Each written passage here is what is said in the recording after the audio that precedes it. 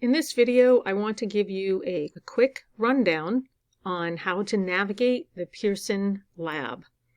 So when you log into our space, you'll have all of Chapter 1 is available. I have a link that will take you directly to the Chapter 1 lab. However, I suggest that you use this link over here that gives you access to Pearson. This will give you access to all of the resources in Pearson. This will only take you to Chapter 1 Lab, and you will not be able to access anything else. So we'll click this link.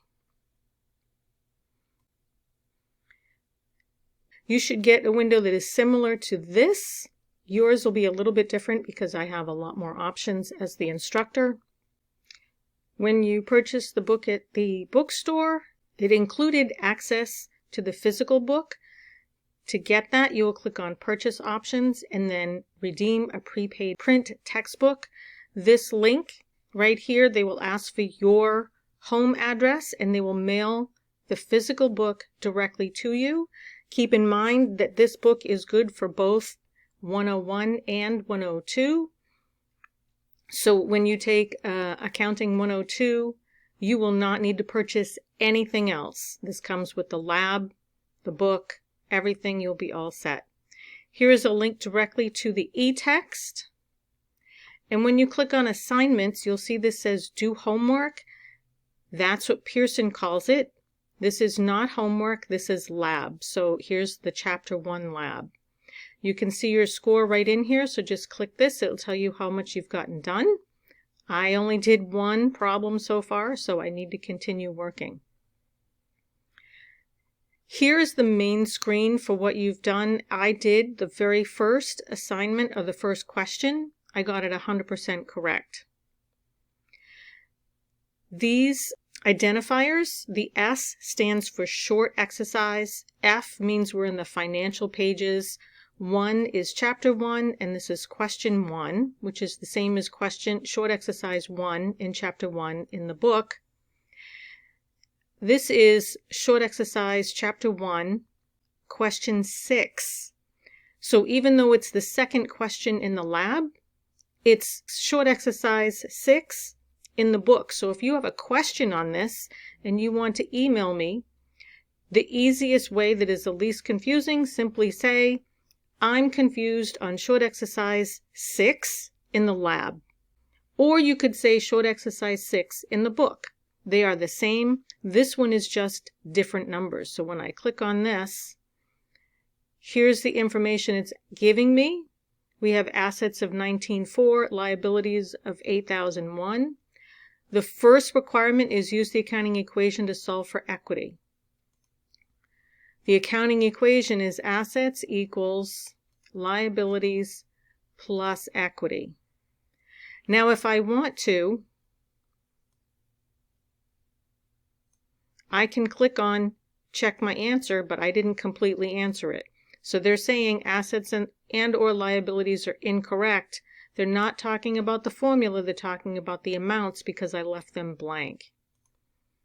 So assets they're telling me is 19,400. Liabilities is 8,001. So now if I hit check again, think carefully about how to use the accounting equation. So they're not really telling me, oh, solve for the missing equity amount. Check your calculation. Yeah, I didn't enter anything. So here's the thing. I'm just going to throw in a number. I know it's not correct, but this is my final check. I've exceeded the maximum amount of tries. Okay. And then what they do is they will give me the correct answer. That way, if I want to, I can reverse engineer it. This little red triangle will tell me what I answered. I only put in $1,000 and it should have been 11,300. So you will have 3 chances. So here I'm going to just make something up again. I'm going to do check 3 times. They keep telling me to use the calculation that I'm obviously not doing correctly. Here's my last chance, final check. I've exceeded the number of tries. I can just go on to the next question, or I can click the X and look at this one, or I can do it over again to get 100%. So here again, they're telling me the correct answer. For this question, I have 0.71 out of 1 point. I can just say, you know what, I'm happy with that and just move on, or I can do similar question and do it again. Even if I get this 100% correct, so like if I look at the first one, I got everything correct, I can do it again if I want to, for practice. And then now this one tells me I've done part of this, but not all of it.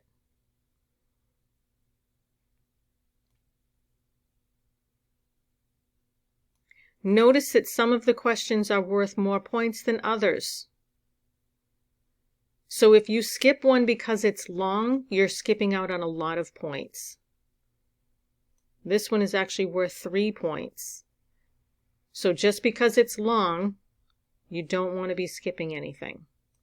They also have a calculator. I don't particularly care for this calculator because it doesn't have any comma separators. So I prefer not to use that one, but it's better than nothing. All right, let's go back to...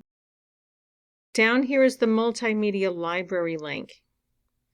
In here, you have access to all of these resources. I'm looking at Chapter 1, and I want the PowerPoint slides. So I have access to the entire PowerPoint deck. If you have any questions about the Pearson Lab, please feel free to email me.